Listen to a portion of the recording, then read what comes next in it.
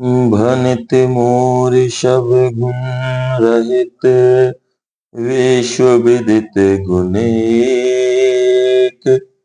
सो विचार सुनहि सुमते, जिनके विमल विवेक। मेरी रचना सब गुणों से रहित है, इसमें बस जगत प्रसिद्ध एक गुण है। उसे विचार कर अच्छी बुद्धि वाले पुरुष, जिनके निर्मल ज्ञान है, इसको सुनेंगे। यही मह रघुपति नाम उदारा, अति पावन पुराण श्रुति सारा। मंगल भवन अमंगल हारी, उमा सहित जेहि जपत पुरारी। इसमें श्री रघुनाथ जी का उदार नाम है, जो अत्यंत पवित्र है, वेद पुराणों का सार है, कल्याण का भवन है और अमंगलों को हरने वाला है, जिसे पार्वती जी सहित भगवान शिव जी सदा जपा करते हैं। भनित विचित्र सुख विकृत जो, राम नाम बिनु सोह न सोऊ। विधु बदनी सब भांति संवारी, सोह न बसन बिना वर नारी।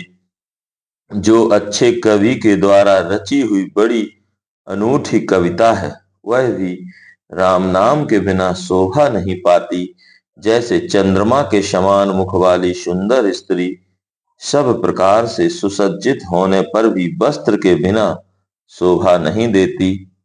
सब गुण रहित कुकवि कृतवानी, राम नाम जस अंकित ज्ञान अंकित जानी। सादर कहीं सुनहि बुधिताही, मधुकर सरित संत गुण ग्राही। इसके विपरीत कुकवि की रची हुई सब गुणों से रहित कविता को भी राम के नाम एवं यश से अंकित जानकर बुद्धिमान लोग आदर पूर्वक कहते और सुनते हैं, क्योंकि संत जन भौरे की भांति गुण ही को ग्रहण करने वाले होते हैं। यद्यपि कवित रस एकौ नाही, राम प्रताप प्रगट यही माही।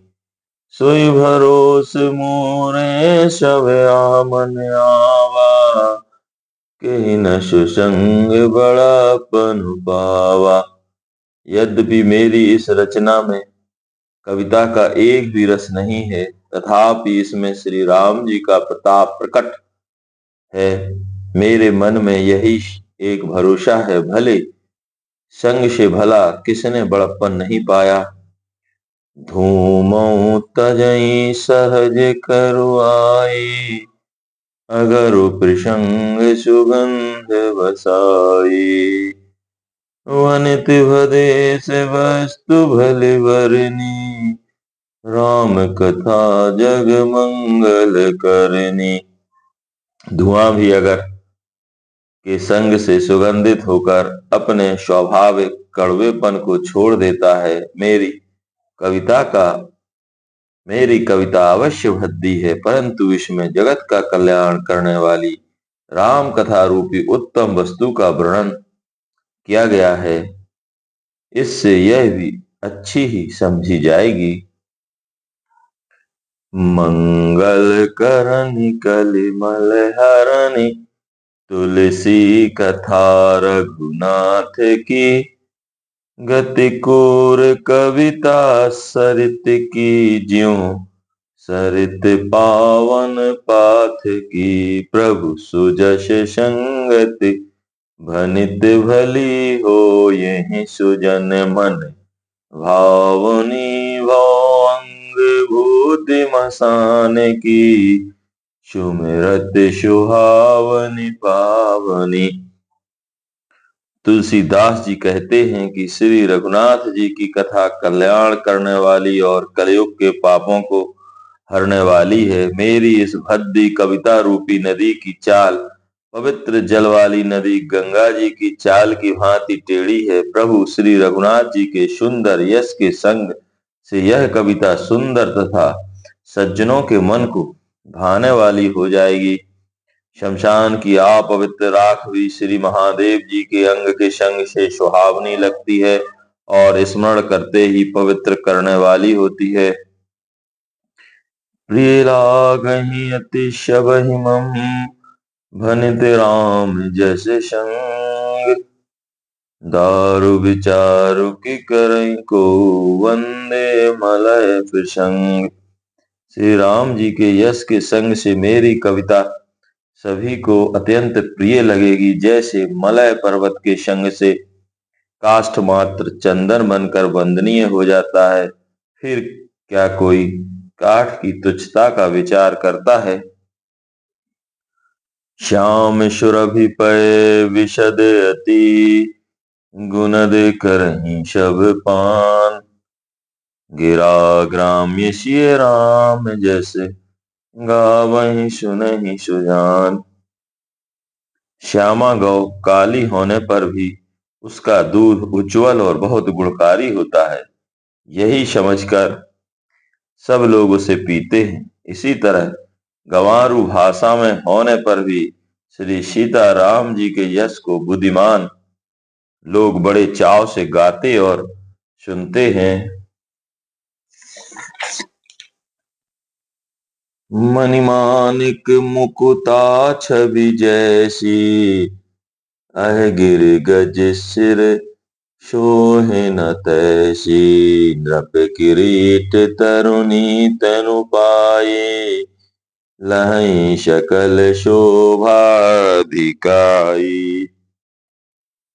मणि माणिक और मोती की जैसी सुंदर छवि है, वह सांप पर्वत और हाथी के मस्तक पर वैसी शोभा नहीं पाती। राजा के मुकुट और नवयुवती स्त्री के शरीर को पाकर ही ये सब अधिक शोभा को प्राप्त होते हैं। तैसे ही सुकवि कवित बुधि कहाई, उपजहि अनत अनत छवि लहाई। भगति हेतु विधि भवन विहाई, सुमिरत शारद आवती धाई।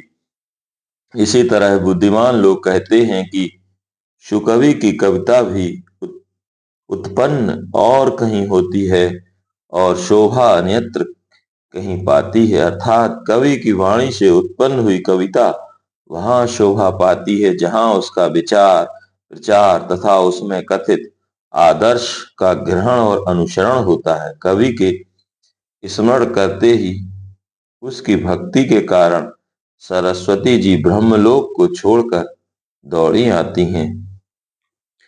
रामचरित शर बिनु अनवाए, सो श्रम जाए न कोटि उपाय। कवि को विद्यस हृदय विचारी, गावहि हरि जस कलिमल हारी। सरस्वती जी की दौड़ी आने की वह थकावट रामचरित रूपी सरोवर में उन्हें नहलाए बिना दूसरे करोड़ों उपायों से भी दूर नहीं होती।